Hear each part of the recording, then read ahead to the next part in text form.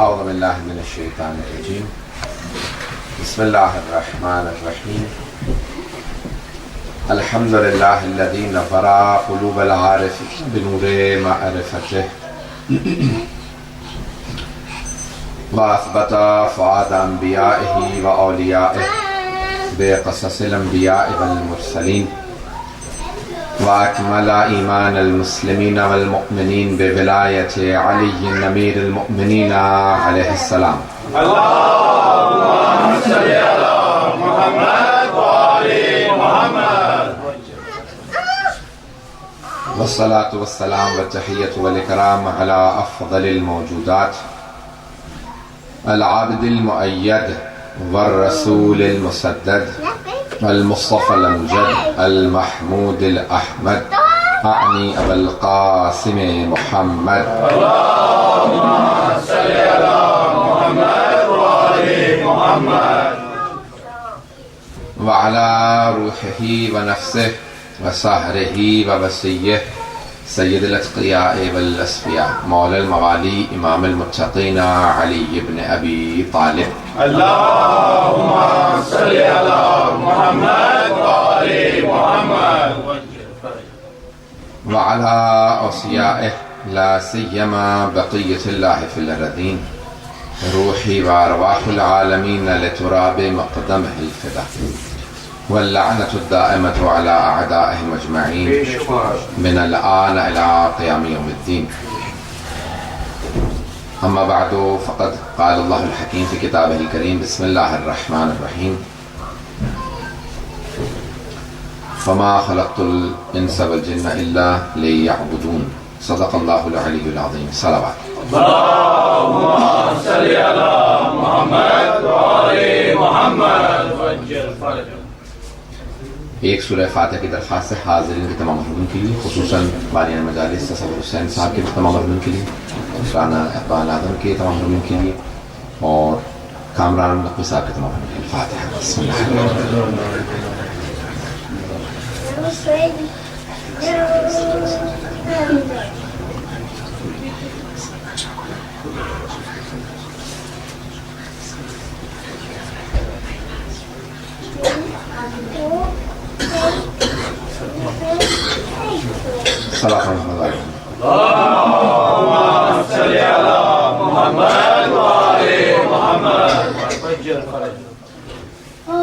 میرا آپ در تمام برادران کے درمیان پہلا اتفاق ہے. مجھے اندازہ نہیں کہ آپ لوگ کتنی دیر مجلس سننے کے عادی ہیں، اور انگلش میں آپ لوگوں کے لیے زیادہ مناسب ہے یا دونوں میں یا اردو میں، صرف اردو میں یا انگلش اردو میں؟ I'll start off with English for a few minutes, and if you're comfortable then I'll continue for another probably 5-10 minutes, otherwise then I'll transfer to Urdu. Today, the 15th of Jamad al-Ula, according to some traditions, is the Wiladat of Imam Zainul Abidin alayhi salatu wassalam. Allahumma salli ala Muhammad wa ali Muhammad wa'ajjal farajah. The Imam whose name is Ali, and he is Ali ibn al-Hussein, Ali the son of Hussein. And we have a proof from the fourth Imam himself that Imam Hussein alayhi salam named all of his sons Ali. Well, in the court of Yazid himself, la'natullahi alayhi, asked the fourth Imam, who are you? I thought we killed all men. He said, Ana Ali ibn al-Hussein, I am Ali son of Hussein. He said, but I thought Ali ibn Hussein was killed in Karbala. He said, that was my brother Ali Akbar. Then he said, there are heads of all men, but there is a head of a child. He said, that is my other brother Ali Asghar. He said, did your father not find another name? Why did he name all of his sons Ali? He said, my father used to say, even if I had 100 sons, I would name all of them Ali. You see, Yazid's father, Muawiyah, used to have envy against Imam alayhi salam. He was envious towards Imam Ali. He had jealousy and hatred for Imam alayhi salam. and he did not like hearing the name Ali. And hence Imam Hussain alayhi salam named all of his sons Ali. So when in the court of Muawiyah and Yazid, people ask, who are these people? They will all say Ali, Ali, Ali.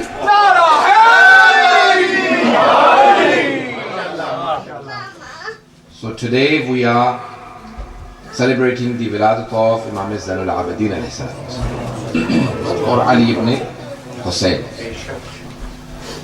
He has many titles, but two titles are very famous. One is Zainul Abidin and the other one is Sayyidus Sajidin. There are many other titles like Imam Sajjad. There is a difference between the two titles. He is Sayyidus Sajidin, not a Sajid. He is the Sayyid of Sajidin. Sayyid means the master. He is Sayyidus Sajidin, not Sajid. Not Sajid himself. He is Sayyidus Sajidin. He is a leader and the master of all the people that do sajda to Allah subhanahu wa ta'ala. If you pay attention to this point. But his other title is Sajjad. There is a difference between Sajid and Sajjad. Sajid is a person who looks for clean land to do sajda. Sajid उसे कहा जाता है जो सजदे के लिए पाक जमीन को तलाश करे, वो साजिद है. और सज्जाद उसे कहते हैं जिसके सजदे की जमीन मुंतज़िर है.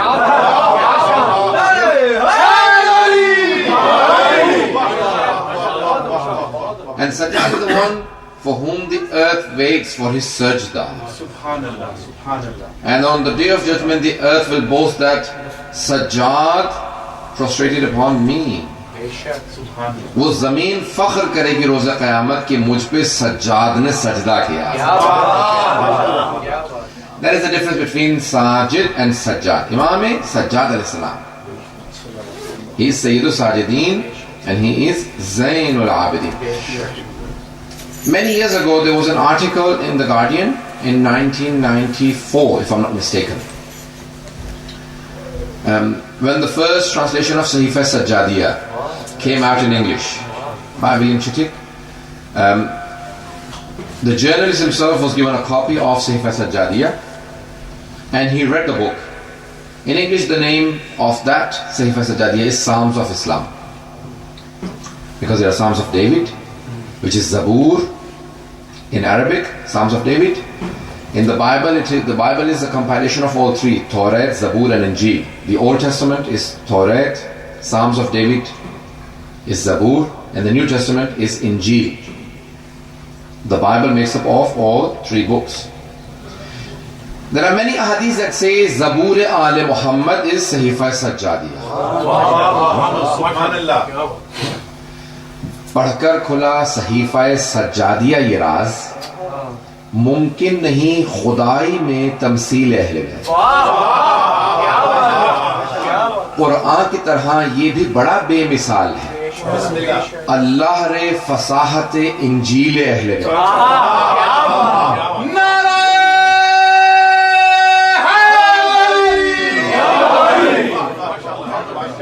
I will not translate that into English due to the time constraint, but this Sahifa Sajjadiyya is known to be Zabur Al Muhammad.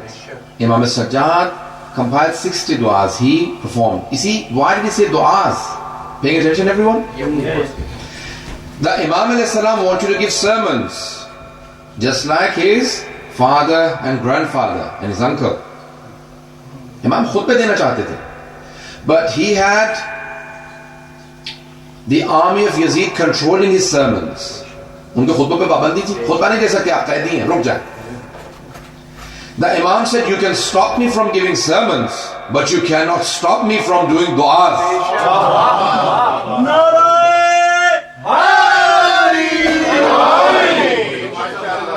Okay? So they could not stop him from making du'as, and in those du'as he was delivering all the messages. In the dua he was delivering the message. So he would start with the praise of Allah subhanahu wa ta'ala, and then the Holy Prophet and Ahlul Bayt alayhi salam. Now, This translation that I was telling you about, William Chittick's translation, in early mid-90s, 94, a journalist picked it up and he said, I was given a gift from someone and I read through the Psalms of Islam. He said, once I read through it, I could not believe that a person amongst Muslims, not today, 14 centuries ago, has conveyed such du'as that even today if you ask any Christian to write about God, could not perform anything like it. He said, I was more amazed when I found out that this person did not sit down and write them. You see, they say that when you want to write something, I write books. I've published 4. And after traveling, it takes me a month to get back into the writing mode. You know, journey traveling does not go hand in hand together with writing. They say in philosophy, you need a space between heaven and the earth to write something. Peace and quiet. You need time all by yourself to write something. Pay attention. You're hearing it from a writer himself. This person said, I was more amazed when I heard that this person, Imam Sadat al-Islam, did not sit down and write those du'as. He was a prisoner of battle. And while in the streets, he said, while in the streets being lashed by the people, he had the ability and the capacity to say such du'as. قید سلاسل میں ہوتے ہوئے تازیانوں کے سائے میں کسی ایک ایسے شخص کا دماغ اتنا کام کرتا تھا کہ حالات اس کے اعصاب پہ، اس کی نروز پہ اثر انداز نہیں ہو رہے تھے. وہ دعائیں ایسی مانگ رہا تھا کہ جیسے خدا سے مستقیم بات کر رہا.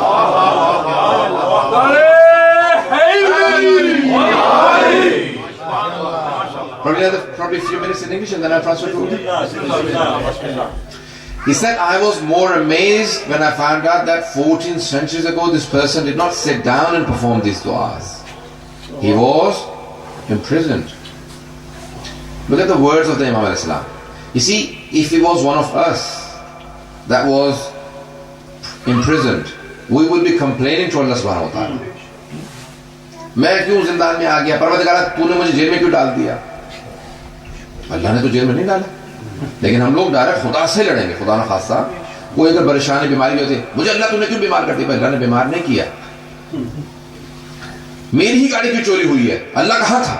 یعنی اللہ سب چیزیں چھوڑ کے اس کی گاڑی کی گارڈ بن گیا. ایسا ہوتا نا، ہم لوگ ایسی باتیں کر سکتے ہیں. بات کا جب انسان پریشانی میں ہوتا ہے نا، یہ نہیں سوچتا میں کس سے لڑ رہا ہوں. آتا انسان خدا سے لڑ پڑتا ہے. پتہ نہیں توجہ ہے یا نہیں. You know, we many times don't realize what we say to God because we are upset.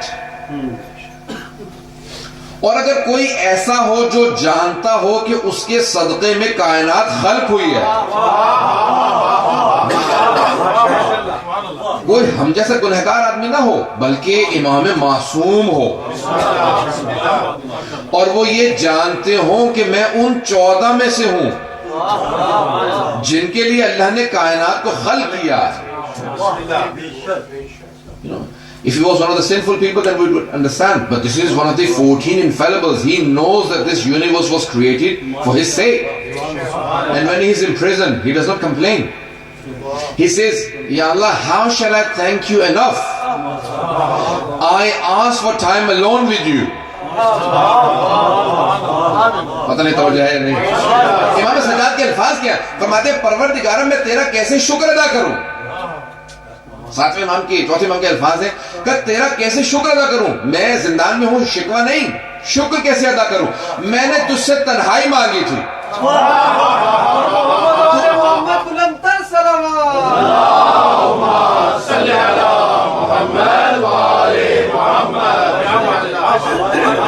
فرماتے ہیں پروردگارہ تیرا شکر کیسے ادا کروں. میں نے تنہائی مانگی تھی، تو نے ایسی تنہائی دی ہے کہ نہ سوائے تیرے کوئی اور ہے، نہ سوائے میرے کوئی اور.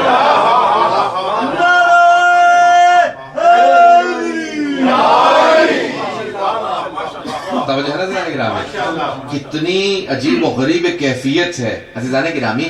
ہم لوگ اگر اچھے ہوں تو منفی سے منفی نکالتے ہیں، مثبت سے مثبت نکالتے ہیں، نیگیٹو سے نیگیٹو نکالتے ہیں، پازیٹو سے پازیٹو. اور جو بہت برے ہوتے ہیں نا وہ پازیٹو میں سے بھی نیگیٹو نکالتے ہیں. ایسا ہوتا ہے یا نہیں ہوتا؟ صرف کیڑے نکالنے کی حوصلوں کی عادت ہوتی ہے، ہمیشہ ہر چیز میں سے کیڑا نکالیں گے عزیزان گرامی. لیکن نیگیٹو میں سے پازیٹو نکالنا یہ امام معصوم کا کام ہے کہ جتنی منفی چیزیں اس میں سے بھی پازیٹو نکالنا. یہ نہیں کہتے کہ پروردگار زندان ہے، کھانے کو نہیں ہے، یہاں لائٹ نہیں ہے، میں کھڑا نہیں ہو سکتا. تیری نماز کے لیے رکوع سجود قیام تینوں چیزیں لازم ہیں، میں قیام نہیں کر سکتا. امام کا قد لمبا تھا، زندان کی ہائٹ کم تھی، امام سیدھے نہیں کھڑے ہو سکتے تھے. لیکن کہا پروردگارا مجھے کوئی شکوہ نہیں ہے کیونکہ جتنا اس عبادت میں لذت لے رہا ہوں. عبادت میں لذت، پتہ نہیں میں بات پہنچا رہا ہوں. عبادت میں لذت. دیکھیں ہمیں کھانے پینے میں لذت ہوتی ہے، دنیا کو دیکھنے میں آنکھوں سے لذت ہوتی ہے. یہ کیسا پہاڑ ہے، یہ کیسا دریا ہے، یہ کیسی جھیل ہے، یہ کیسی روڈ جا رہی ہے، کیسا انسان اچھے سینری دیکھتا ہے تو انسان کی آنکھوں کو لذت محسوس ہوتی ہے. اولاد کو دیکھتا ہے لذت محسوس ہوتی ہے. میں چھٹے امام سے پوچھا نا کہ مولا دنیا کی کیا چیز ہے؟ کہا انسان کا اگر بیٹا ہو، آنکھوں کے سامنے جوان ہو اور آنکھوں کے سامنے چلتا پھرتا رہے، سب سے بڑی لذت اسی کا نام ہے. کہا مولا دنیا کی سب سے بڑی مصیبت کیا ہے؟ کہ جب وہی جوان بیٹا آنکھوں کے سامنے مر جائے. تو امام نے کہا سب سے بڑی مصیبت ہے. اب کیسے جملے کو میں نے پیش کر دیا کیونکہ امام کی حدیث تھی. عزیزان گرامی چوتھے امام اسلام فرماتے ہیں کہ عبادتوں میں بھی لذت ہے. پتہ نہیں میں پہنچا پا رہا ہوں یا نہیں، تھوڑا سا غور کیجیے گا. عزیزان گرامی ہمیں لذت زبان سے کسی ایسے سے گفتگو کرنے میں محسوس ہوتی ہے جس سے انسان محبت کرتا ہو، چاہتا ہو. اولاد سے انسان چاہتا بات کرتا ہے. ایسا ہوتا ہے نہیں جس کو آپ بہت عقیدت سے ملتے ہو، بہت محبت سے ملتے ہو، اس کا مقام رتبہ بہت زیادہ ہے. جب گفتگو کرتے ہیں تو کیا چاہتے ہیں؟ میری کمپنی ان کے ساتھ بیٹھے ہوئے جتنی لمبی ہوتی چلی جائے، جتنی گفتگو کروں. ایسا ہوتا ہی نہیں. عزیزان گرامی چوتھے امام علیہ السلام تصور دیتے ہیں، کہتے ہیں پروردگارا یہ وہ مناجات ہیں جس میں مناجات کرنے والے کو تجھ سے بات کرنے میں لذت محسوس ہوتی ہے. خوشنودی محمد والے محمد بلند صلوات. اللہم صلی علی محمد والے محمد. عزیزان گرامی دعا کا تصور سمجھ میں آتا ہے، لیکن جو امیر المؤمنین نے اور امام سجاد نے مناجات کا تصور دیا. دعا کسے کہتے ہیں؟ پکارنے کو. to call upon someone. دعا یعنی to call، پکارنا. مولانا نے کیا تصور دیا؟ کہا نہیں، دعا کی ضرورت نہیں ہے، مناجات کرو. مناجات ہے نجوہ سے سرگوشی کرنا، وسپر کرنا. کہا دیکھو خدا کو پکارتے کیوں ہو؟ وہ دور کب ہے جو پکارو.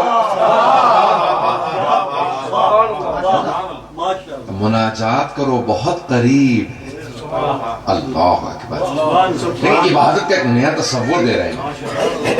میں نے جو قرآن کی آیت کہا کہ نا کہ وما خلقت الانس والجن الا لیعبدون، میں نے جنوں اور انسانوں کو خلق ہی نہیں کیا.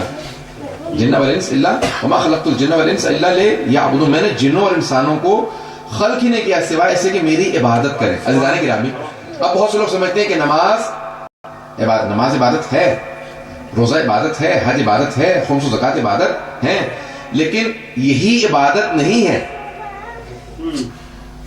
صرف یہی عبادت نہیں ہے.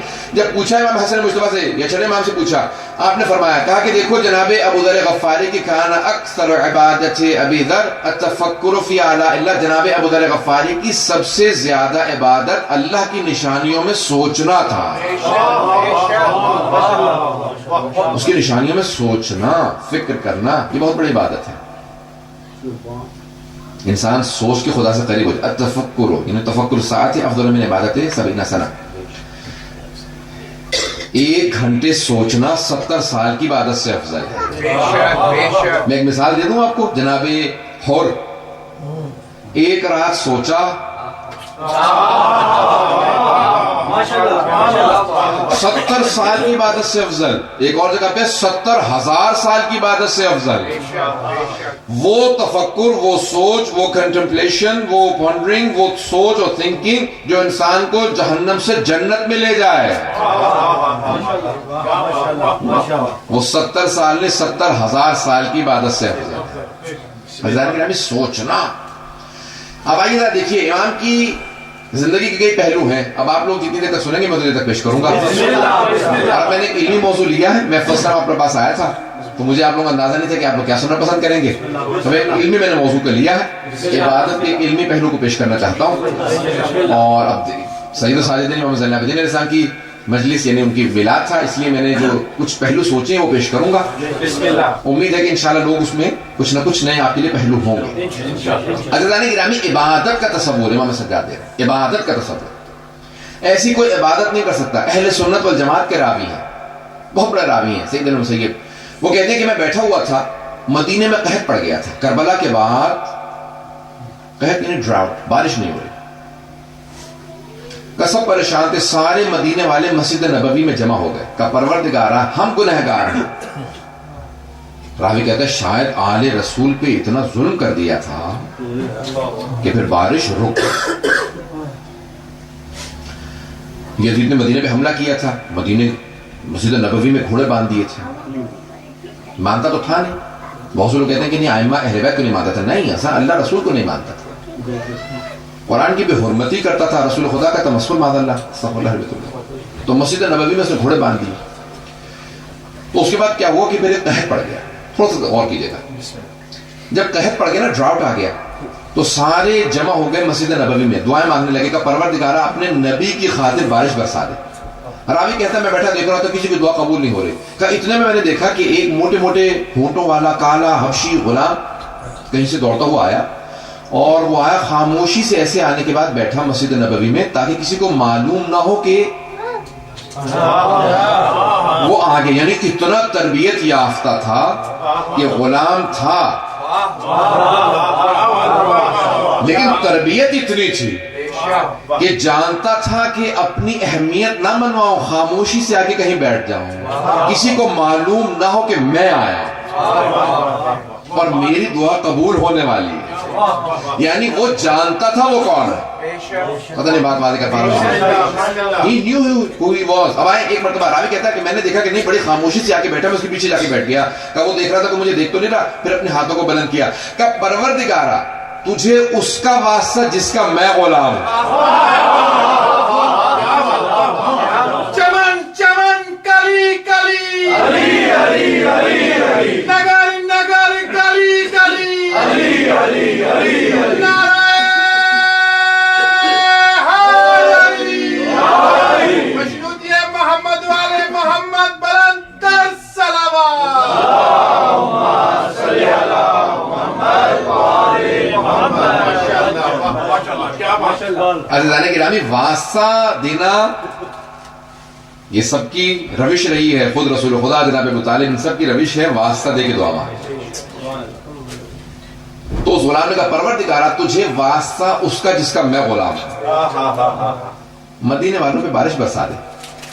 راوی کہتا ہے کہ ابھی اس کے ہاتھ نیچے نہیں آئے تھے کہ ایک مرتبہ بارش برسنے لگی.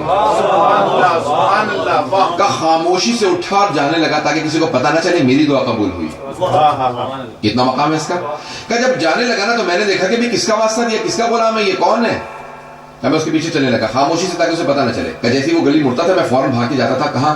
کہ دیکھا کہ مولا بنی ہاشم میں گھسا اور امام سجاد کے گھر میں چلا.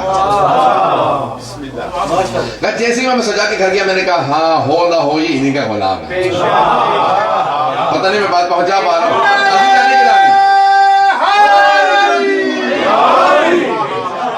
عزیزان گرامی، جس کے غلام ایسے ہوں ان کا اپنا مقام کیا ہوگا. یہ امام سجاد علیہ السلام تھی. کہ اس دن تو بارش تھی، میں چلا گیا. سید المسیب کہ اس دن میں چلا گیا. راوی کہتا میں چلا گیا لیکن چند دنوں بعد واپس آیا. امام سجاد کے دروازے پہ دستک دی. کہ فرزند رسول اگر کچھ مانگو عطا کیجئے گا. کہ جو مانگو کہ عطا کروں گا. کہ مولا آپ کا غلام چاہیے. مولانا نے کہا سب غلاموں کو بلاؤ. تاریخ میں سب سے زیادہ غلام خرید کے آزاد امیر المومنین نے کیے. 1000 سے زیادہ غلام آزاد کیے. رسول خدا نے اول اسلام سے کہا غلام آزاد کرنا سب سے بڑا کام ہے، ثواب کا کام. کتنے گناہوں کا کفارہ غلام آزاد کرنا. اسلام میں پہلے دن سے کہا غلاموں کو آزاد کرو، غلام مت بناؤ. غلام خرید کے آزاد کرتے رہو. لوگوں کو آزاد کرنے کا تصور دیا، غلام بنانے کا نہیں. پتہ نہیں بات پہنچا پا رہا ہوں. امیر المومنین نے 1000 سے زیادہ غلام خرید کے آزاد کیے. تاریخ میں سب سے زیادہ غلام امیر المومنین نے. اور اس کے بعد تاریخ میں سب سے زیادہ جو غلام آزاد کیے امام سجاد علیہ السلام. سب سے زیادہ کیا کرتے تھے امام سجاد؟ امام سجاد یہ کام کرتے تھے کہ کثرت سے غلام خریدتے تھے. اب غلام جو ہوتا تھا اس کو کھلانا پلانا، اس کا رکھنا، رہائش، کپڑے وغیرہ سب مالک کی ذمہ داری ہوتی تھی. تو امام غلام خریدتے تھے، تربیت کرتے تھے، ٹریننگ کرتے تھے، آزاد کر دیتے تھے. اور ان کے آزاد کردہ غلام معاشرے کے سب سے افضل مومن ہوتے تھے. جس کے غلام ایسے ہوں وہ امام کیسے ہوں. اب راوی آیا کہا کہ مجھے غلام چاہیے آپ کا. امام نے کہا سب غلاموں کو بلاؤ. سارے غلام آ گئے. کہا کہ آپ کو غلام چاہیے. مولانا نے کہا جس غلام کو کہو گے وہ دے دوں گا. نہیں، وہ جو غلام مجھے چاہیے وہ نہیں. وہ چھپ رہا تھا. امام نے کہا بلاؤ. وہ آئے. کہا یہی غلام چاہیے. امام نے کہا ٹھیک ہے لے جائے. اس غلام نے ہاتھوں کو بلند کیا. کہا پروردگارہ تو جانتا ہے میں نے تجھ سے وعدہ کیا ہے جب تک زندہ رہوں گا سید سجاد کے در پہ رہوں گا، یا تو میرے اس وعدے کو پورا کر دے یا پھر مجھے موت دے. راوی کہتا ہے کہ بس یہ کہنا تھا کہ مجھے موت دے دے. ایک مرتبہ زمین پہ گرا، جب ہلا کے دیکھا مر چکا تھا. کہا میں نے پوچھا مولا سے مولا یہ کون تھا؟ کہا یہ مستجاب الدعوات تھا. عربی میں کہتے ہیں مستجاب الدعوات. دعوات دعا کی جمع ہے، یعنی جس کی ہر دعا قبول ہوتی ہو.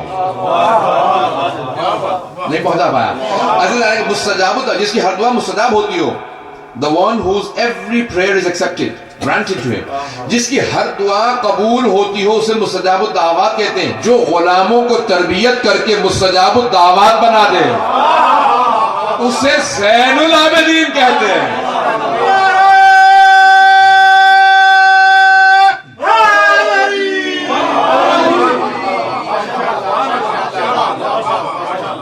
مجھے آپ کے حسن سماعت کو دیکھتے ہوئے بہت خوشی بھی ہو رہی ہے اور تعجب بھی ہو رہا ہے کہ اتنے دور استاد جگہ پہ اور اتنے پیارے انداز سے سن رہے ہیں. بہت محبت، بڑے پیارے انداز سے سن رہے ہیں آپ لوگ.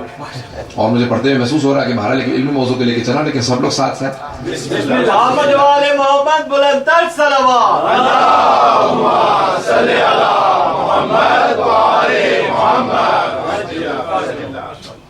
عزیزان گرامی یہ ہیں مستجاب الدعوات. سید المسیب وہ کہتے ہیں کہ مجھے تعجب ہوا کہ ان کے غلام ایسے تھے. عزیزان گرامی جن کا غلام ایسا ہو جو یہ نہ چاہتا ہو کہ دکھاوا ہو، ریاکاری ہو، شوئنگ آف ہو، کتنی خاموشی سے دعا مانگے قبول کروائے چلا جائے. اب آپ نے تصور کیا امام سجاد کیسے کہ امام سجاد ایسے سے غلاموں کی تربیت کی. عزیزان گرامی یہاں تک کہ ماہ مبارک رمضان سے پہلے سب غلاموں سے کہتے تھے کھڑے ہو جاؤ میں سب کا حساب کتاب لوں گا. کہا میں نے تم سے پانی مانگا تھا لائے تھے وقت پہ؟ کہا نہیں مولا بھول گیا تھا. کہا فلاں موقع پہ یاد ہے میں نے کہا تھا کہ فلاں جاؤ کسی آدمی کو صدقہ دے آؤ، دے کے آئے تھے وقت پہ؟ نہیں مولا بھول گیا تھا. دیکھیے تربیت کر رہے ہیں نا، غلاموں کی تربیت کر رہے ہیں. سارے غلاموں کو کھڑا کرنے کے بعد سب کو ان کی غلطیاں گنوائیں کہ آپ سب کے سب کہو کہ سید سجاد آپ ہم پہ کرم کیجئے خدا آپ پہ کرم کرے گا. جو نمائندہ الہی ہو، جو جانتا ہو کہ میری وجہ سے سب کچھ ہے کائنات میں، لیکن کیونکہ اپنے غلاموں کی تربیت کر رہے تھے تو کہا دیکھو دوسروں پہ جب کرم کرو تو خدا تم پہ کرم کرتا ہے. سکھا رہے ہیں کس انداز، پتہ نہیں بات پہنچا پا رہا ہوں یہاں. ان کو تربیت کرتے ہوئے کہتے ہیں کہا کہ دیکھو یہ کہو کہ پروردگارہ اگر معاف بھی کر رہے ہو نا، کہ پروردگارہ میں نے تیرے ایک بندے کو معاف کیا تو مجھے معاف کر دے. انداز امام علیہ السلام کا. آئیں ذرا کچھ دعاؤں کے نمونے پیش کرنا چاہتا ہوں، کچھ چند مثالیں آپ کے سامنے پیش کر دوں. عزیزان گرامی اب امام علیہ السلام پہ پابندیاں تھیں. دعا صرف مانگ سکتے تھے، خطبے نہیں دے سکتے تھے. تو امام نے کیا کیا، دعاؤں کے ذریعے سے وہ باتیں پہنچائی ہیں کہ آج 21st سینچری کے اندر لوگ وہ باتیں سمجھ رہے ہیں. 20th سینچری کے اندر جانے کے بعد ایک بات 70s میں 1970s میں تقریباً 40 years back ایک سائنسدانوں نے ایک ایکسپیریمنٹ کیا کہ بھئی سمندر بہت گہرے ہیں, اوشنز آر ویری ڈیپ. جتنے زمین کے اوپر پہاڑ ہیں نا اونچے اونچے, اس سے زیادہ اونچے پہاڑ سمندر کے اندر ہے. پھر وہ گہرائیوں میں گئے, پھر اوشن میں انہوں نے نیچے جا کے دیکھا کہ وہاں بھی مچھلیاں ہیں. کب؟ 20th سینچری میں. اور کیجئے گا 20th سینچری میں, 20ویں صدی میں جانے کے بعد انہوں نے دریافت کیا کہ بہت چھوٹی چھوٹی مچھلیاں وہاں پہ بھی ہیں. پھر پریشان ہونے لگا, جب یہ مچھلیاں نیچے ہیں اور یہ تو اوپر آ نہیں سکتی, اتنے اوپر آتے میں تو ان کو کئی مہینے لگیں گے. چھوٹی مچھلیاں, بہت چھوٹی مچھلیاں, پھر یہ آکسیجن کہاں سے لیتی ہیں؟ کیا بات ہے, ڈسکوری چینل پہ پورا دیکھ رہا تھا پروگرام. انہوں نے کہا کہ 70s میں آ کے دریافت ہوا کہ یہ اوپر تو آ نہیں سکتی, اگر اوپر آنا چاہیں تو لہروں کا زور اتنا, ویوز اتنی تیز ہے کہ یہ مر جائیں گی, یہ کٹ جائیں گی, ختم ہو جائیں گی, مر جائیں گی. اور نیچے تو پانی ہے, یہ اوپر نہیں آتی تو آکسیجن بغیر مچھلی زندہ نہیں رہ سکتی. تو انہوں نے پھر بہرحال بہت تحقیق کی, تو وہاں سے ان کا زمین سے بعض کا آکسیجن اٹھتی ہے, وہ گریب کر لیتی ہیں. بعض کا ان کی اپنی سکین سے آکسیجن نکلتی ہے, وہ گریب کر لیتی ہیں. زمین کے تہ کے اندر, گہرائی کے اندر کچھ سبزیاں ہیں, کچھ ایسے پودے اگتے ہیں, وہاں سے آکسیجن نکلتی ہے. پتہ توجہ ہے یا نہیں ہے؟ 60s اور 70s میں انہوں نے دریافت کیا تھا. 20ویں صدی کے اندر جانے کے بعد 20th سینچری میں دریافت ہوا کہ وہاں پہ کچھ مخلوقات ہیں اور وہ وہیں پہ آکسیجن پاتی ہیں. چوتھے امام کی دعا ہے صحیفہ سجادیہ میں, امام فرماتے ہیں تعریف اس خدا کی جس نے سمندروں کی گہرائیوں میں بسنے والی تمام مخلوقات کو وہیں پہ ہوا پہنچائی ہے.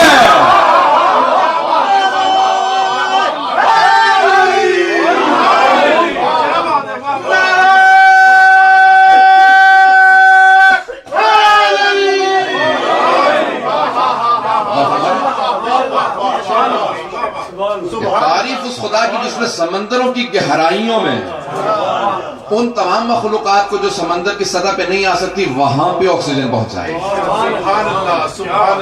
عزیزان گرامی, میں 2002, 3, 4 میں نے مسلسل کیلیفورنیا میں 4-5 سال ماہ رمضان 30 دن پڑھتا تھا.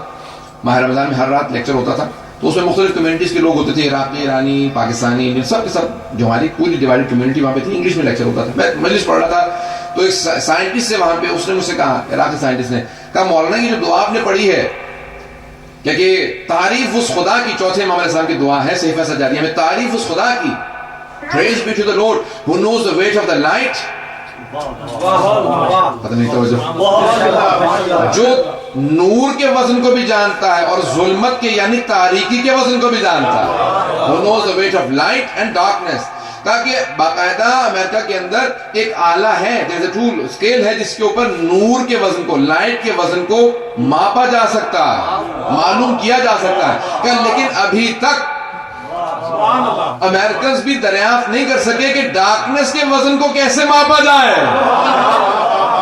عزیزان گرامی, معصوم اسے کہا جاتا ہے جو 1400 سال پہلے جو بات کہہ جائے 1400 سال بعد سائنس ترقی کرنے کے بعد دریافت کرے. جب انوینشنز ہوں تب جا کے معلوم ہو سائنس پیچھے ہے, امام بہت آگے. خوشنودی محمد والے محمد بلندر صلوات.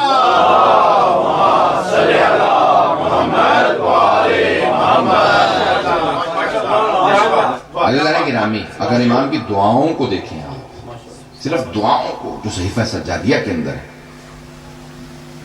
کہ ان دعاؤں سے امام نے کیا کیا پیغام پہنچایا. آج دنیا دم بخود ہے. ایک خاتون سے کہنے لگی, بہت بوڑھی خاتون تھی, کہا کہ میرے 7 بچے ہیں اور میں بیوہ ہو چکی ہوں, بچوں کی بات کر آپس میں لڑائی ہوتی ہے, مجھ سے بحث کرتے ہیں. تو کہا بہت زیادہ پریشان ہو جاتی ہوں, ایک مرتبہ کمرہ بند کرتی ہوں اور جا کے امام سجاد کی دعا ہے کہ جب اولاد کی طرف سے پریشان ہو تو اس دعا کو پڑھ لو. کہا بچوں کو نہیں بتاتی, فوراً جاتی ہوں, وضو کرتی ہوں, دروازہ بند کرتی ہوں, فوراً اس دعا کو پڑھنے لگتی ہوں. جب باہر آتی ہوں سب بچے کہتے ہیں آپ اندر جا کے جادو کرتی ہیں, کیا کرتی ہیں؟ یہ ہمارے دماغ سب کے ٹھنڈے ہو جاتے ہیں. امام نے کہا کہ جادو سے بالاتر ایک چیز ہمارے پاس ہے, میجک کی ضرورت ہی نہیں ہے, ہمارے پاس دعا جیسا اسلحہ موجود ہے. علیکم بالصلاح الانبیاء, رسول اللہ کی حدیث ہے نا, keep the weapons of the prophets and the messengers. They said, Ya Rasulullah, what is that weapon? He said, dua. A dua, that is the weapon of all the messengers and prophets. Imam Sajjad al-Islam کی دعا انسان کو بے انتہا مقرب بنا دیتی ہے. عزیزان گرامی یہ دعائیں ان کی عادت ڈالیے. عزیزان گرامی انسان جب دعا مانگتا ہے نا تو دیکھیں دعا ایک فلسفہ ہے کیسا اس کا پیش کرنا چاہتا ہوں. انسان مانگتا اس سے ہے جس کو معلوم نہ ہو کہ میری ضرورت کیا ہے. مانگتا تو انسان اسی سے ہے نا جس کو معلوم نہ ہو کہ بھی ضرورت کیا, بھی یہ ضرورت ہے وہ مت دیجیے یہ دیجیے. یہ کہے کہ نہیں جو دیا ہے نا میں بتاتا ہوں مجھے زیادہ ضرورت کس چیز کی ہے. مجھے جو آپ دے رہے ہیں اس کی ضرورت نہیں ہے, اس چیز کی ضرورت ہے. جو انسان کی ضرورت کو صحیح نہ سمجھتا ہو انسان اس سے مانگتا ہے. آیا یہ دونوں چیزیں خدا پہ سوچنا جائز ہے؟ نہیں. خدا جانتا ہے کہ ہمارے لیے بہتر کیا ہے, خدا جانتا ہے ہماری ضرورت کیا ہے. اس کے باوجود بھی اس نے خود سے کہہ دیا ادعونی استجب لکم, مانگو تو صحیح میں عطا کروں گا. اب جب اس نے خود سے کہہ دیا مانگو میں عطا کرنے والا ہوں تو عزیزان گرامی امام سجاد نے کہا دیکھو مانگنے کا طریقہ میں بتاؤں گا. مولا کیسے مانگے گا؟ اللہم صلی علی محمد وعلی محمد, اس سے دعا کو شروع کرنا. اب دیکھیں معصوم کیا فرماتے ہیں, چوتھے امام کے الفاظ کو دیکھیے, دعائے مکارم الاخلاق اور مقامات پہ امام فرماتے ہیں جب دعا مانگنے لگو تو شروع کرو محمد وعلی محمد پہ درود سے اور اس کو ختم کرو محمد وعلی محمد پہ درود سے. صلاۃ علی محمد وعلی محمد.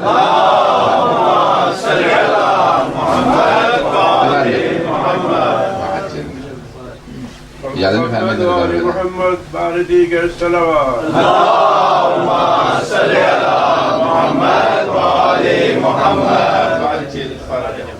تو امام نے فرمایا کہ دعا جب شروع کرو تو اس سے پہلے بھی صلوات پڑھو اور اس کے آخر میں بھی صلوات پڑھو. کیوں؟ کہا کہ دیکھو صلوات اور درود کسی بھی حالت میں رد نہیں ہے, ہر حالت میں قبول ہے. دلیل کیا ہے کہ ان اللہ وملائکتہ یصلون علی النبی یا ایھا الذین آمنوا صلوا علیہ وسلموا تسلیما. اللہم صلی علی محمد وآل محمد. کہ خدا اور اس کے ملائکہ رسول خدا پر درود بھیجتے ہیں. عزیزان گرامی جس عبادت میں خود خدا شریک ہو وہ دعا کبھی رد نہیں ہو سکتی. تو معصوم نے فرمایا کہا کہ دعا سے پہلے اور دعا کے بعد میں درود پڑھنا دعا رد نہیں ہوگی. کیوں؟ اگر ابتدا قبول ہے انتہا قبول ہے تو درمیانی شے کو رد نہیں کیا جائے. اب امام نے طریقہ سمجھایا ایسا دعا مانگنے کا. تو صحیفہ سجادیہ بہترین امام علیہ الصلوۃ والسلام نے ایک ہدیہ دیا اپنے تمام شیعوں کو. اللہ نے گرامی انسان کو دعا مانگنے کا اگر طریقہ سیکھنا ہے تو امام سجاد علیہ السلام. قرآن میں ہے کہ دیکھیں انسان دعا نہ مانگنا تکبر کی علامت ہے. ہو بھی تو کہو پروردگار مانگ. کیوں؟ کیونکہ جو انسان سمجھتا ہے میں بہت کچھ ہوں تو وہ مانگنا نہیں چاہتا. کہ خدا سے دعا مانگو انسان کے تکبر کو توڑ دیتی ہے. دعا انسان کے تکبر کو توڑتی. عزیزان گرامی آئیے ذرا امام سجاد علیہ السلام کی زندگی کے دو پہلوؤں کو اور پیش کروں گا. دو واقعات پیش کرنا چاہتا ہوں نوجوانوں کی خاطر, بچوں کی خاطر, تاکہ ان کی بھی توجہ میرے ساتھ رہے. میں نے ایک علمی موضوع لیا. عزیزان گرامی اب ایک میں نے آپ کے سامنے زاویہ پیش کیا ہے کہ زین العابدین ہے اور دوسرے ہیں سید الساجدین. اگر اس لقب کو بھی پیش کر دوں توجہ ہے مجھے کی سننا چاہیں گے تھوڑی دیر اور. عزیزان گرامی سید الساجدین ہے امام. کیسے سید الساجدین ہے؟ امام گھنٹوں سجدے کرتے تھے. For hours long he was in sajda. 2 hours, 3 hours long. And many times he would, he had that he would clean his forehead. امام کی پیشانی پہ نشان بن جاتا تھا. سجدوں کے بہت گہرے نشان تھے. امام کو باقاعدہ اس کو کاٹتے تھے. اتنے باقاعدہ امام کے نشان تھے پیشانی. عزیزان گرامی امام کی پیشانی سجدوں کے نشان سے بھری ہوئی تھی. جو دیکھتا تھا کہتا تھا یہی سید الساجدین. توجہ کیجیے گا. ایک بہت طولانی سجدے میں ہے امام علیہ السلام اور امام کے بیٹے ہیں پانچویں امام علیہ السلام. کیا اچانک پانچویں امام علیہ السلام کے متعلق پورے مدینے والے کہنے لگے ارے محمد باقر کنویں میں گر گئے. He dropped into a well. The fifth امام علیہ السلام. پانچویں امام وہ پانچویں امام نہیں کہہ رہے تھے, نام لے رہے تھے. میں صرف احترام تاکہ بار بار نام لوں تو پھر صلاۃ پڑھنی پڑتی ہے. اللہ گرامی پانچویں امام کنویں میں گر گئے. ایک مرتبہ شور ہونے لگا, سب کے سب جب شور کرنے لگے پانچویں امام کے متعلق کہ بچہ کنویں میں گر گیا, بچہ کنویں میں گر. 2-3 برس کے 4 برس, بہت چھوٹے سے. اور بس امام کی والدہ نے، امام باقر کی والدہ نے، امام زین العابدین کی زوجہ نے، ان کا نام فاطمہ بنت حسن ہے، امام حسن مصطفیٰ کی بیٹی ہے. بسم اللہ. اللہم صلی علی محمد وعلی محمد. سارا مجمع غور سے سننے کا جملے کو.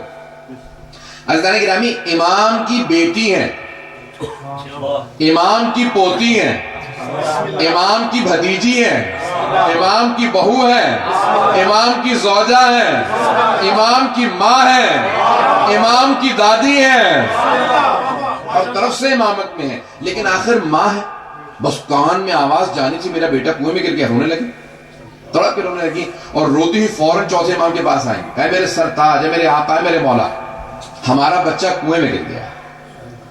اور امام کون ہے؟ امام ہے سید الساجدین. عزیزان گرامی، الصلاۃ معراج المؤمن، نماز مومن کی معراج ہے. معراج یہاں نہیں ہوتی، وہاں ہوتی ہے. توجہ توجہ توجہ.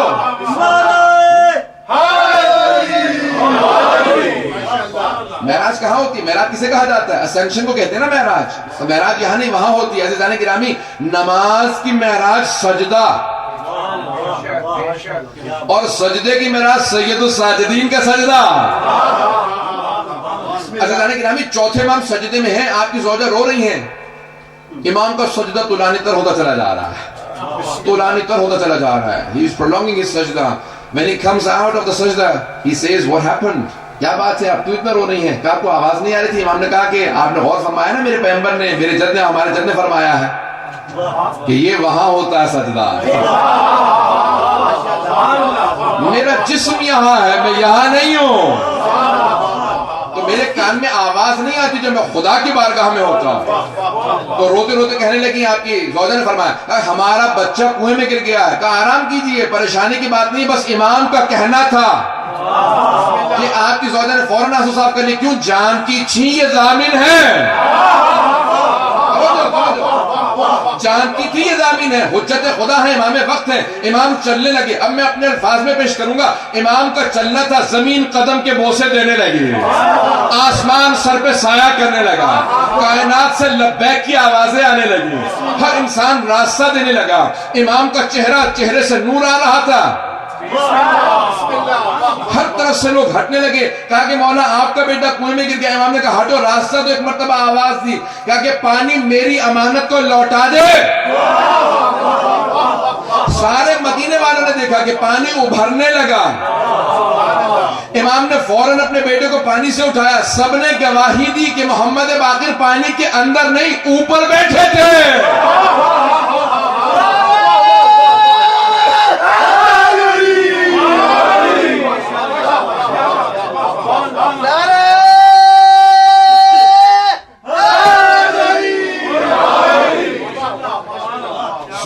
پانی کے اندر نہیں ہے بلکہ پانی کے اوپر بیٹھے کھیل رہے ہیں. کہ اتنی دیر گزر گئی، نہ جانے 2 گھنٹے، 1.5 گھنٹہ، 3 گھنٹے، کتنا عرصہ گزر گیا.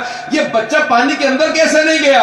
امام نے اٹھایا، چلنے لگے. امام نے کہا یہ حجت خدا ہے. ایک مرتبہ ایک آدمی نے آواز دی، کا مولا اتنی دیر سے آپ کا بچہ پانی میں تھا، پریشان نہیں ہوئے؟ کہا نہیں، میں خدا کی عبادت میں تھا. کہ آپ کو یہ پریشانی نہیں تھی کہ آپ کا بیٹا ڈوب جائے گا؟ کہ جب میں نے اس کی عبادت میں خیانت نہیں کی، وہ میری امانت میں کیسے خیانت کر سکتا؟ صبح کے ساتھ دل بولا، علی مولا، علی مولا، میرا مولا، میرا مولا، علی مولا، علی مولا، نبی بولا وسیع میرا، علی مولا، علی مولا.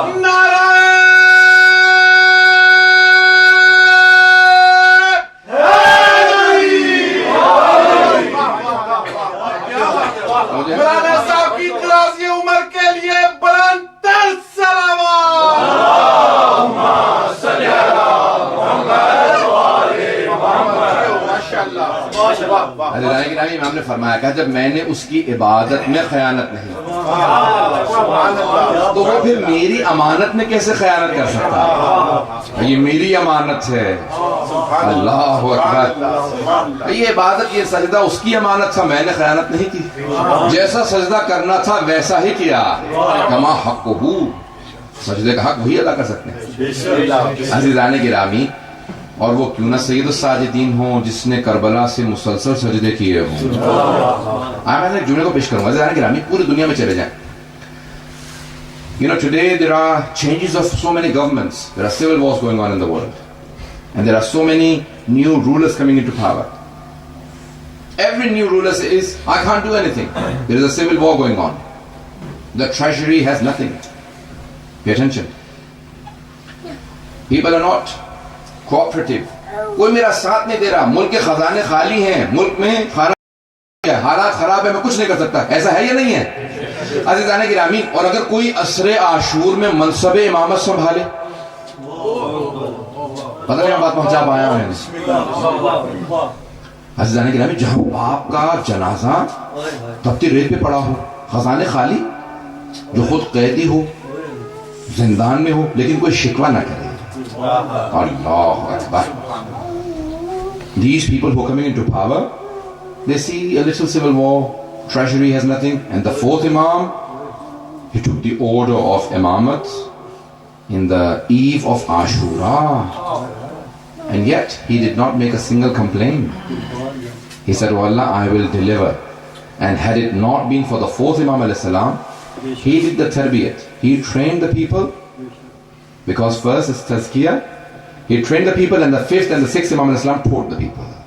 Had it not been for the fourth imam, the people could not learn. جملے کو پہنچا پاؤں یا نہیں؟ عزیزان گرامی، اگر چوتھے امام علیہ السلام تربیت نہ کرتے، جب تک تربیت نہ ہو تب تک انسان علم حاصل نہیں کر سکتا. جب تک تزکیہ نفس نہ کرے. تو چوتھے امام نے ایک ایسی بنیاد رکھی کہ پانچویں اور چھٹے امام علیہ السلام نے علوم آل محمد کو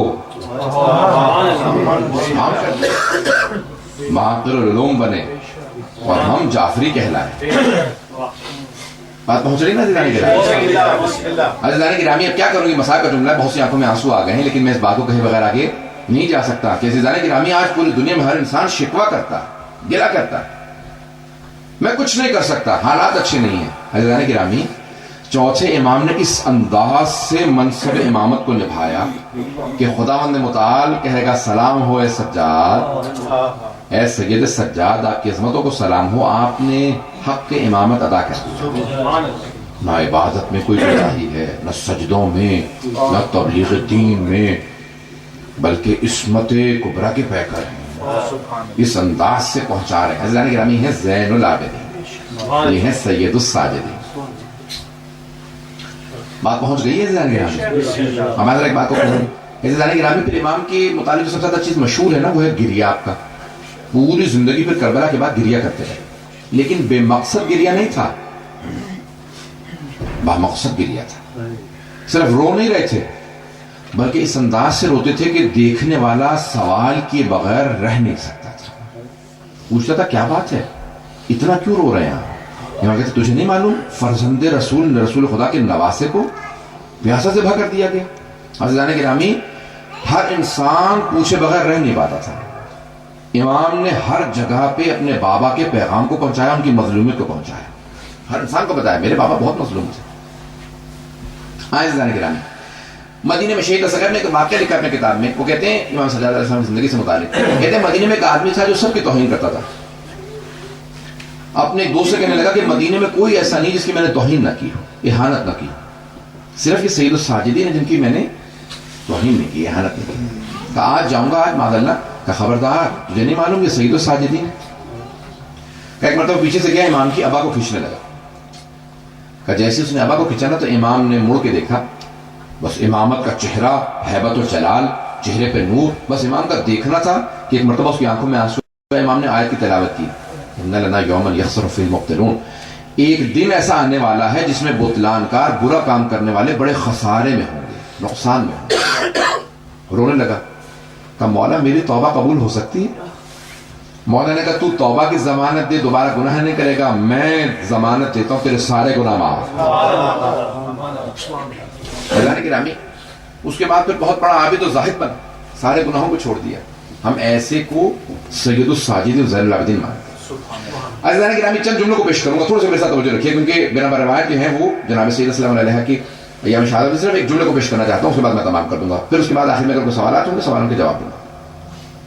عزیزان گرامی پوری زندگی گریا کرتے رہے. جو سوال کرتا تھا نا کہ کیا بات ہے مولا آپ کیوں گریا کر رہے ہیں, تو امام فوراً جواب دیتے تھے قتل ابن رسول اللہ عطشانا, فرزند رسول کو, نواز رسول کو پیاسا ذبح کر دیا گیا.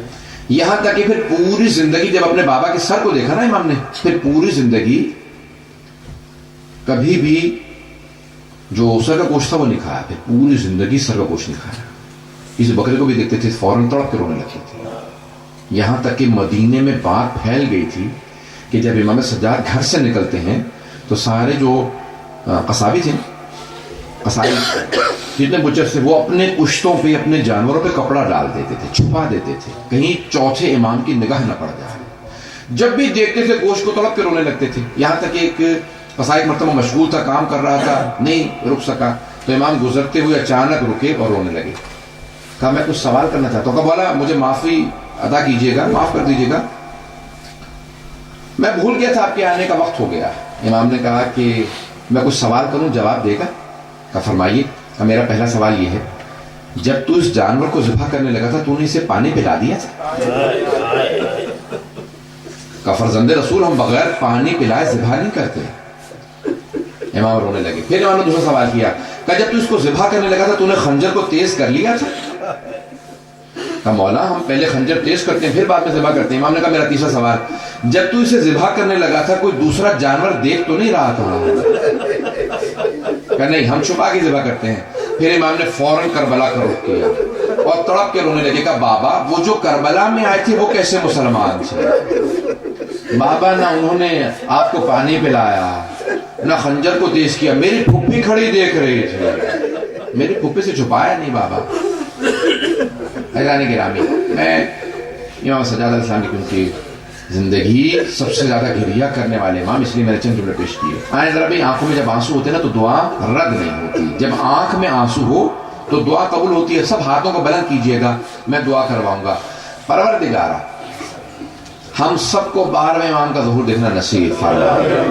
پروردگارا جہاں جہاں مومنین بسے ہوئے ان کے سب کی جان, مال, عزت, آبرو کی حفاظت فرما. عراق کے حالات خراب ہیں, بحرین کے, شام کے, پاکستان کے, سب مومنین کی حفاظت فرما. پروردگارا جہاں جہاں شین حیدر قرار ہیں سب کی جان, مال, عزت, آبرو کی حفاظت فرما. ہمارے مقامات مقدسہ کی حفاظت فرما. پروردگارا نجف و کربلا کی, کاظمین کی, سامرہ کی, بلد کی اور شام کے تمام روضوں کی حفاظت فرما. پروردگارا حکومت اسلامی کی حفاظت فرما. اور پروردگارا جتنے بھی ہمارے مومنین جہاں جہاں بسے ہیں سب کی حفاظت فرما. جو مومنین یہاں موجود ہیں سب کی دعائیں مستجاب فرما, کسی کو خالی ہاتھ نہ لوٹا. پروردگارا ایک واسطہ پیش کریں گے. پروردگارا امام سجاد علیہ السلام ہم لوگ عبادت کرتے ہیں نا تو اس کے لیے بھی جانواز بچھا لیتے ہیں, اس کے لیے بھی جگہ رکھتے ہیں, اس کے لیے ہم کوشش کرتے ہیں کہ ہمارے لیے کوئی آرام دہ جگہ ہو. اور اگر کوئی کربلا سے شام کے راستوں میں کانٹوں پہ سجدے کرتا رہا ہو, اس امام السلام کی عظمتوں کو سلام. و پروردگارا امام سجاد کے پاؤں میں لگے کانٹوں کا واسطہ ہماری ان گنہگار آنکھوں کو امام زمانہ کی زیارت نصیب فرما. پروردگارا جنت البقیع تعمیر ہوتا دیکھنا نصیب فرما. جتنے مومنین مریض ہیں پروردگارا ایک واسطہ دوں گا, بیماروں کے لیے ایک واسطہ دوں گا. میں ایک آپ سے سوال کروں, آپ نے کبھی دیکھا کہ کسی بیمار کو لوگ بستر سے گرا دیتے ہوں؟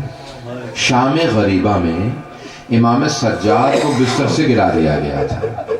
پروردگارا شام غریبہ کے اس بیمار کا واسطہ جس کو بستر سے گرا دیا گیا تھا, ہمارے جتنے مومنین مریض ہیں سب کو شفائے کاملہ عنایت فرما. پروردگارا ایک اور واسطہ دوں گا. پروردگارا جب ایک مرتبہ کسی چھوٹی سی بچی کی رسیوں کو کھولا گیا نا, وہ دوڑتی ہوئی آئی, آگے بھائی کے گلے میں باہیں ڈال دی. جیسے ہی امام سجاد علیہ السلام گلے میں باہیں ڈالی نا تو امام تڑپ کے رونے لگے. کہا آہ, کہا بھیا کیا بات ہے؟ کہا بہن میری زنجیریں دھوپ میں بیٹھ کے گرم ہو جاتی ہیں, جب کوئی ہلاتا ہے نا تو میری کھال ان سے اترنے لگتی ہے. ابھی تم گلے ملی نا تو میری کھال سے یہ زنجیریں لگ گئیں. اتنے میں پانی ملا بچی کو, جیسے بی بی کو پانی ملا نا بی بی نے سارا پانی مولا کی زنجیروں پہ ڈال دیا. جیسی زنجیروں پہ پانی ڈالا, امام سجاد نے پوچھا بہن کیا کر رہی ہو؟ کہا بھیا آپ ہی نے تو کہا تھا میری زنجیریں گرم ہیں, میں آپ کی زنجیروں کو ٹھنڈا کر رہی ہوں. پروردگارا واسطہ اس لہجے کا جب ایک بہن بھائی کی زنجیروں کو ٹھنڈا کر رہی تھی, تمام ماؤں کے کلیجوں کو ٹھنڈا فرما.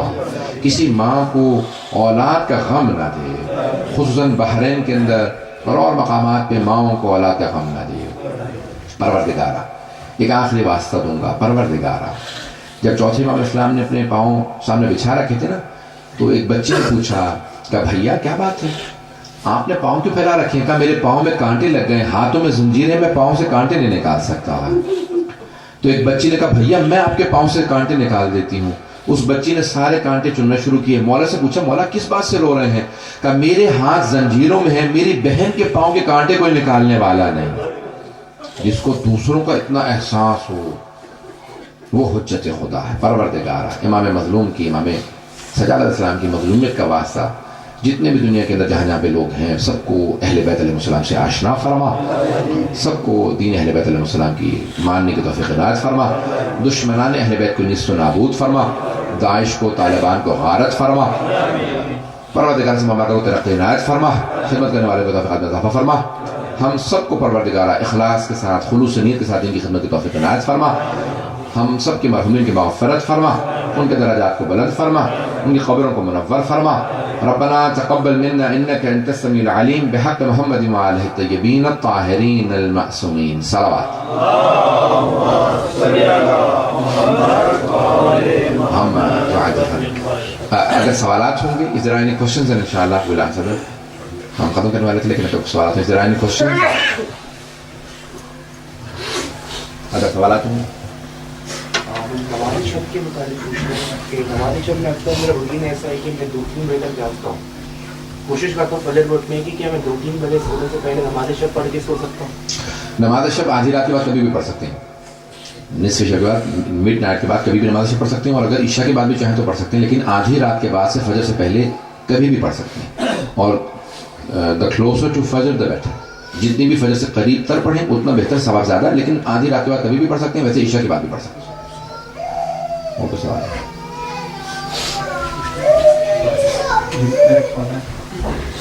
لفظ غصہ، یہ پاک پیغمبر کا فرمانا ہے کہ غصہ حرام ہے، جب ہم معصوم کے لیے غصہ کے لفظ استعمال کر سکتے ہیں جبکہ فعل حرام ہے تو یہ غصہ حرام نہیں ہے، غصہ حرام نہیں ہے، پیغمبر نہیں ہے غصہ حرام ہے۔ غصے میں قابو کھو دینا، انسان کو قابو نہ رہے اپنے آپ، غصہ نہ آنا یعنی غیرت نہ ہونا، یہ بھی ہے، غصہ آنا چاہیے، وَإِلَّا انسان میں غیرت ہی نہیں ہے۔ غیرت کی علامت ہے کہ انسان غصہ آئے گا، لیکن غصے میں بے قابو نہ ہو، کہ اسے یہ معلوم نہ ہو، اس کی زبان قابو میں نہ ہو کہ جو چاہے خدا کے خلاف بول دے، جو چاہے ماں باپ کے خلاف بول دے، جو چاہے کسی کے خلاف بول دے، نہیں، قابو ہونا، غصے میں قابو ہونا ضروری ہے۔ غصہ آنا حرام نہیں ہے، غصے میں قابو نہ ہونا۔ غصے اور جلال میں کیا فرق ہے؟ بہرحال ایک محترم لفظ غصہ جو ہے عموماً استعمال ہوتا ہے کہ جس کے اندر انسان آپے سے باہر ہو جاتا ہے، اور جلال جو ہے وہ انسان کے کمالات میں سے، اور وہ ائمہ علیہ السلام سے مختص ہے کہ جب وہ آتے تھے وہ پورے اپنے قابو کے ساتھ ہوتے تھے، اور وہ ان کا جس طرح سے امیر المومنین علیہ السلام نے فرمایا، سوال کیا گیا کہ یا علی رسول خدا نے پوری زندگی تلوار نہیں اٹھائی، کیوں؟ صرف جنگ حنین میں تلوار چلائی ہے۔ کہا کہ تم نے قرآن نہیں پڑھا؟ قرآن میں ہے کہ وما ارسلناک الا رحمۃ للعالمین، ہم نے آپ کو عالمین کے لیے رحمت بنا کے بھیجا، کہ رحمت کا تقاضا یہ ہے کہ تلوار نہ چلائے، لیکن جان کا بچانا واجب ہے، اس لیے جنگ حنین میں کہ صحابہ چھوڑ کے بھاگ گئے تھے اور وہ پیغمبر کو قتل کرنا چاہتے تھے، اس لیے جان بچانے کے لیے پیغمبر نے پھر لوگوں کو مارا، وَإِلَّا پیغمبر تلوار نہیں چلاتے، مارتے نہیں تھے۔ کہا پھر اگر پیغمبر رحمت للعالمین انہوں نے تلوار نہیں چلائی تو پھر آپ نے تلوار کیوں چلائی؟ کہا کہ وہ رحمت الہی تھے، میں جلال الہی۔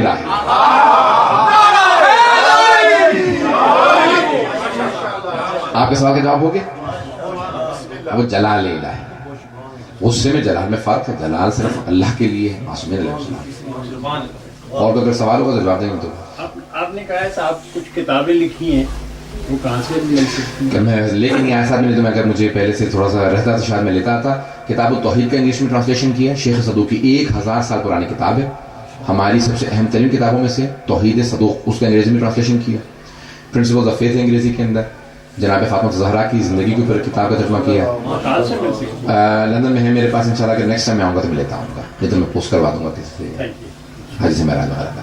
صحیفہ سجادیہ کا آپ ذرا نام دوبارہ بتا دیں۔ صحیفہ سجادیہ کی کئی ٹرانسلیشن ہیں، there are many translations of Sahifa سجادیہ in English. The first and the most famous translation is by William Chittick. William Chittick کا ترجمہ ہے Psalms of Islam کے نام سے، اس کے علاوہ بہت لوگوں نے ترجمہ کیا، کافی ایرانینز اینڈ پاکستان، نہیں میں نے ترجمہ نہیں کیا کیونکہ اس کے آلریڈی 7 یا 8 ٹرانسلیشنز موجود ہیں انگلش میں، 5 سے زیادہ ٹرانسلیشن ہیں.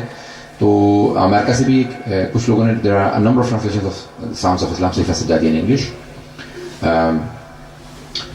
And all of them are good, but William Chittick's is Shakespeare English. تو اس نے شیکسپیئر کی زبان میں ترجمہ کیا ہے بڑی محنت کر کے. دعائے کمیل کا صحیفہ سجادیہ, دعائے مشلول, یہ اس نے ترجمہ کیے ہیں, اور یہ ترجمے پڑھنے سے تعلق رکھتے ہیں جو ان کی انگلش اچھی ہو, لیکن سادہ ترجمے بھی موجود ہیں صحیفہ سجادیہ کے. جو لٹریچر سے شوق رکھتے ہیں وہ پھر ولیم چٹک کا ترجمہ پڑھیں. جن کو لٹریچر کا شوق نہیں ہے وہ سادہ ترجمہ پڑھیں کسی اور اگر کوئی سوال ہو ایک آخری سوال لے لیں گے. What's my favorite dua? Our ulama all have said that the best dua that we have, Allama Majlisi, Sheikh Abbas Qumi, Imam Khomeini, all three have said that the best dua that we the Shias have, something that we have none of the other Muslims have. Two things we have other than Quran, Nahj al-Balagha, Sayfa Sajjadiyya. Two things we have that none of the other Muslims have: ziyarat and du'as. زیارتیں اور دعائیں جتنی ہمارے پاس ہیں کسی کے پاس نہیں. Now the best dua according to Allama Majlisi, Sheikh Abbas Qumi and Imam Khomeini is dua kumail. The best dua is dua kumail. My favorite is Ya Sari' ar-Rida. وہ اللہ جو بہت جلدی راضی ہو جاتا ہے. اللہ ناراض بہت دیر سے ہوتا ہے, راضی بہت جلدی ہو جاتا ہے. مومن کے لیے بھی بعض احادیث میں کہ مومن بھی ایسے ہی ہوتا ہے, ناراض بہت دیر سے ہوتا ہے, راضی بڑی جلدی ہو جاتا ہے. مومن بھی ناراض بڑی مشکل سے ہوتا ہے اور راضی بڑی جلدی. تو اللہ یا سریع الرضا اغفر لمن لا یملک الا الدعاء.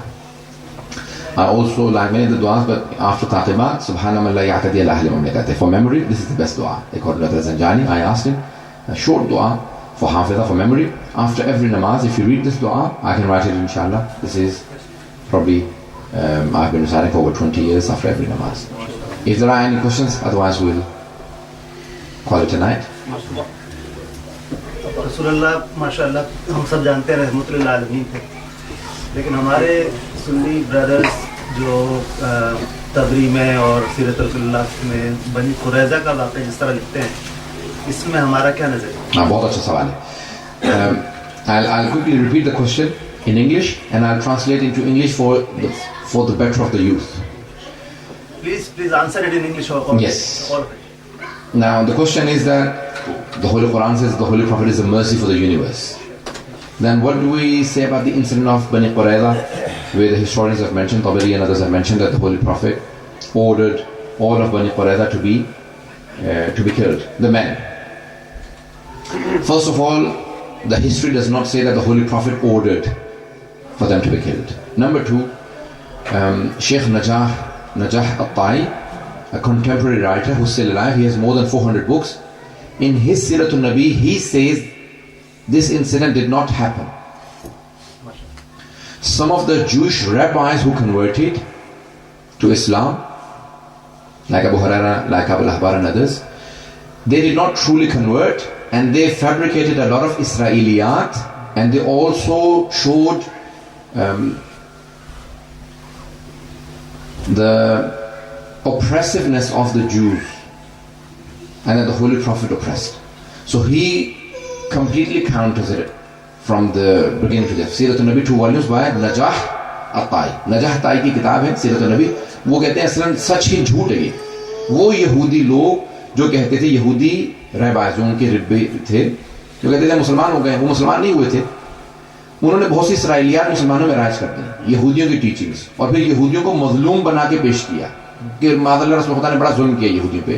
ان لوگوں نے بنا کے یہ چیزیں کھڑی ہیں. Number 1. Number 2, if you read some of the historians, they have said that the Banu Qurayza referred to one of their ex-Jewish Muslims who had converted, and they said that we don't want Muhammad sallallahu alaihi wasallam to decide for us. We want him to decide for us. Now he said that if you want me to decide, if you leave Hazrat Rasulullah rahmatullahi alayhi, then all of you should be killed. So there are a number of explanations. There are 3 incidents for the Holy Prophet for which the Holy Prophet said, I disapprove of this. One is by Khalid ibn Walid, who went and killed a group of people And the Holy Prophet said, Allahumma inni bari min al-Khalid. Oh Allah, I take your refuge from Khalid. This was not my doing. It is without my approval. I disapprove. One of them is this incident. And there are other incidents. So there are many historians who have countered and do not approve that the Holy Prophet gave the orders for their killing. رسول خدا نے ان کے اصلاً حکم جاری ہی نہیں کیا ان کے قتل کا. ٹھیک ہے. اور اگر کوئی کوشچن ہوگا. There are 2 questions we'll just take and that's it. What's, in your opinion, the best book in regards to the Seerah of the Prophet? What is the best book on the Seerah of the Holy Prophet? There are many, many different books on the Seerah of the Holy Prophet. If you want a short book, then Sunan al-Nabi by Allama Tabatabai is very good. Allama Tabatabai, very short, but very good. So he picks out all the different qualities of the Holy Prophet, that he never used to spit, he used to, how he walked, he would not hit his feet on the ground, how he, every little thing, every little aspect of his life. What made him Rahmatan lil Alameen? When he was crossing the street, if he ever saw any stones or any branches of the tree, he would move them out with his feet. Little things about the Holy Prophet, he's covered in there. And if you want a detail, there is a 35 volume set by Sahih min Sirat al-Nabi al-Azam by Atala Sayyid Jafar Murtada Amili. Sayyid Jafar Murtada Amili has a 35 volume set on the life of the Holy Prophet, Sahih min Sirat al-Nabi al-Azam. If you want a lengthy one, then that book, and a short one by Allama Tabatabai, Sunan al-Nabi. آج کل 2 طرح کی ideologies کو میں سنتا ہوں لوگوں سے. ایک تو یہ کہ امام زمانہ ایک چیز ظہور کے حوالے سے وہ کہتے ہیں کہ ظہور کے حوالے سے آپ کچھ نہیں کر سکتے, اور جو دوسرے آئیڈیالوجی سنتا ہوں کہتے ہیں کہ آپ کو راستہ ہموار کرنا ہے, سب کو مل کے راستہ ہموار کرنا ہے. تو اس میں سے کون سی صحیح ہے؟ اور اگر تو واقعی یہ ہے کہ اگر ہمیں ہی کچھ کرنا ہے, اسپیشلی جس جگہ ہم ہیں, تو وہ ہمیں کیا کرنا ہے؟ Okay. Question everyone understands? He's saying that there are 2 ideologies amongst the Shias. One says that we need to pave the way for the Prophet Muhammad Islam. We need to prepare the grounds that he comes. And the other one says that we have nothing to do with the Prophet Muhammad. Okay. You know, when you invite a guest to the house, English mein jawab de do, better hai bachon ke isme. Now you invite a guest to your house. And you say, okay, when the guest comes, then we will prepare the food, we'll clean up and we'll do everything. Or when you invite the guest and you know the time, then you start preparing. جب آپ ایک دعوت دے دیتے ہیں نا, تو پھر آپ کہتے ہیں بھی ہمیں تیاری کرنی چاہیے کیونکہ کوئی آنے والا ہے. اور کچھ لوگ ایسے ہوتے ہیں جب آئے گا دیکھی جائے گی. تو یہ اچھا میزبان نہیں ہے. میزبان اچھا وہ ہوتا ہے جو مہمان کے آنے کی تیاری ہے. A good host is the one who prepares for the guest who is coming. Always a good host will always clean up, will prepare, everything should be prepared. Now we have so many ahadith from the Aimam al-Islam and one from the 12th Imam. He said, no one will delay in my coming except for my own Shias. میرے ظہور کی تعجیل میں کوئی رکاوٹ نہیں ہوگا سوائے میرے اپنے شیعوں کے. جس دن تم تیار ہو جاؤ گے اس دن میں آ جاؤں گا. کہ مولا کیا کریں, کہ آپس کے اختلافات بند کر دو, میں آ جاؤں گا. جب تک تم آپس میں لڑتے رہو گے مجھ سے کہو گے آ جاؤ, جب تم خود آپس میں لڑ رہے مجھے کیا بلا رہے. So leave out your own disputes. The biggest delay of my coming are my own Shias. When they are fighting amongst themselves, then they expect me to come. Who will I come for? Remember everything. Can I just prolong on this? Yes. Now we have this, you know, زیارت جامع کبیرہ. بہت زیارات ہیں اور زیارات کے جملے بڑے. The best زیارت for فضائل is زیارت جامع کبیرہ. It has the best virtues of Ahlul Bayt from the 10th Imam al-Islam. اس میں جملے ہیں. قادت الامم. قادہ is a plural of Quaid. Um plural of امہ. آپ ساری امتوں کے قائد ہیں. They are leaders of all nations, not just Muslims, not just Shias. They are leaders of everyone. The word is used qa'id. In olden days, the Arabs would have camels, and they would take them for grazing, and there were 2 methods of looking after them. One person would hold a stick and he would just walk behind the camels. If any camel went off, he would hit and bring him back. He was called sa'iq. And the other one would walk in front and he would just hold one camel and all others would walk behind him. He was called qa'id. Today the driver behind, because he's behind the driving seat, in Arabic he's called sa'iq. and the leader is called قائد. آج بھی عربوں میں نا driver کو کہتے ہیں سائق اور آگے چلنے والے کو پیشوا کو کہتے ہیں قائد. ائمہ ہے قائد, they're not سائق. پتہ نہیں بات پہنچا پا رہا ہوں. Everyone pay attention to this point. Now they do not come and lead you from behind. کیوں؟ کیونکہ جو پیچھے چلنے والا ہوتا ہے اسے کہتے ہیں, اردو میں کہتے ہیں ہانکنے والا. ہانکنا سمجھتے ہیں نا, مار مار کے ریوڑ کو چلانے والا, ہانکنے والا. ہانکنے والے بہت موجود ہیں. ائمہ ہانکنے کے لیے معاذ اللہ نہیں آئیں گے کہ مار مار کے چلائیں. وہ ہاتھ میں لاٹھی لے کے ہانکنے والے دنیا میں سارے موجود ہیں. ائمہ ہے قیادت کے لیے, لیکن قیادت کی ایک شرط ہے. There is a condition. You know, the one who walks in the front, he holds one camel, all the other camels follow. You know why? Because they're all trained. ان سب کی تربیت ہوئی بھی ہوتی ہے. ان سب کو پتا ہوتا ہے کہ ہمیں اس کو ایک کو فالو کرنا ہے کیونکہ آگے قائد جا رہا ہے. ہم جب قیادت کے لیے تیار ہو جائیں گے تو امام آ جائیں گے. تو ہمیں تیار کرنا ہے زمین. یا امام المنتظر. یہ آواز بھی تو ویسی آنی چاہیے نا جسے آپ کے اندر ہے. یا امام المنتظر. یا امام المنتظر. نعرہ حیدری. Does that clarify? To an extent, inshallah. اب اصل میں I could go on about each one of the questions, but because the time is short and I want to stick to the time. One question. جیسے کہ داعش لوگ, if a person needs to, let's say, fight against them, he needs to have experience, and he decides to join an army, and where he has to go to the process of killing other people, innocent. Is that true? Or if not, then how is he going to get experience to fight those people? Okay. Now, there are different aspects of the weighting of the Prophet Muhammad Islam. Very good question if everyone pays attention. He's saying that, for example, today we want to confront Daesh. First of all, our Maraji, when they announce, they tell you if it is for everyone. When Ayatollah Sistani last year announced, in July, I was there in Iraq, in Karbala, when it was announced on television. And within moments, 30,000 people were queuing up to register. This is the power of the Naib Imam.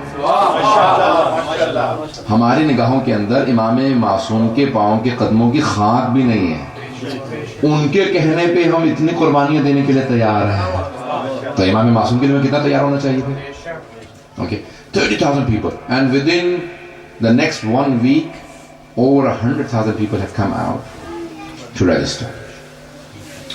Now, a few 100,000 people came. Now, people started buying tickets in London and said that, you know, we all want to go to Iraq. And Ayatollah Sistani straight away announced that it is not for the people who are outside.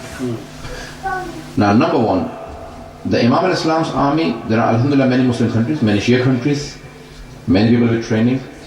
So he will have an army and there will be enough of those.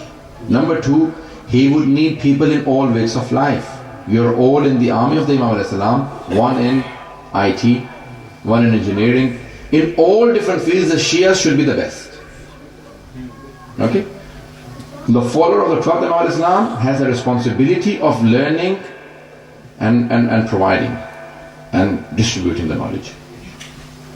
The Imam al-Islam will, and our Marajis and the leadership will tell you the responsibilities and duties. In these countries, our duty and responsibility is to learn, to acquire knowledge, to become businessmen, to become knowledgeable, and to distribute that, to spread that. اور دوسروں تک پیغام پہنچائیں and take this message to other people.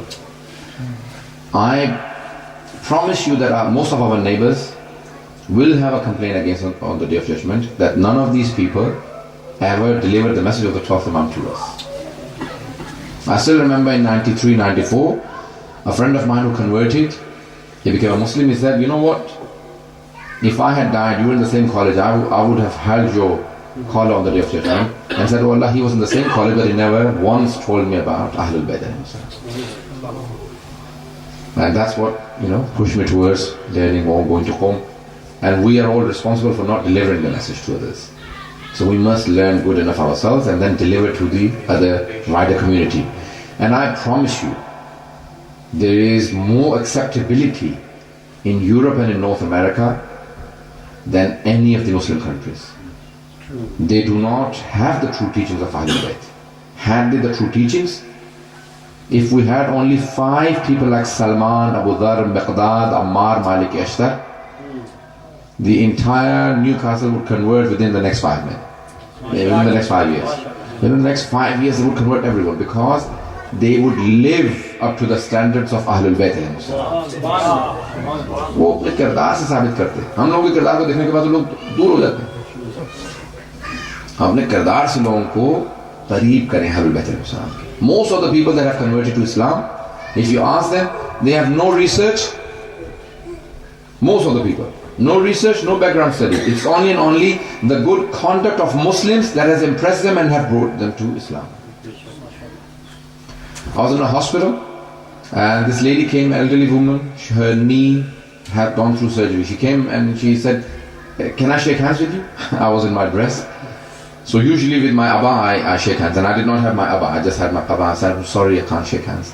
She said, no, it's okay. I was in the hospital for my knee surgery, and this lady had this thing, she couldn't say hijab. She couldn't say scarf. She said this lady was covered, and every day she would cut an apple for me and bring it to me.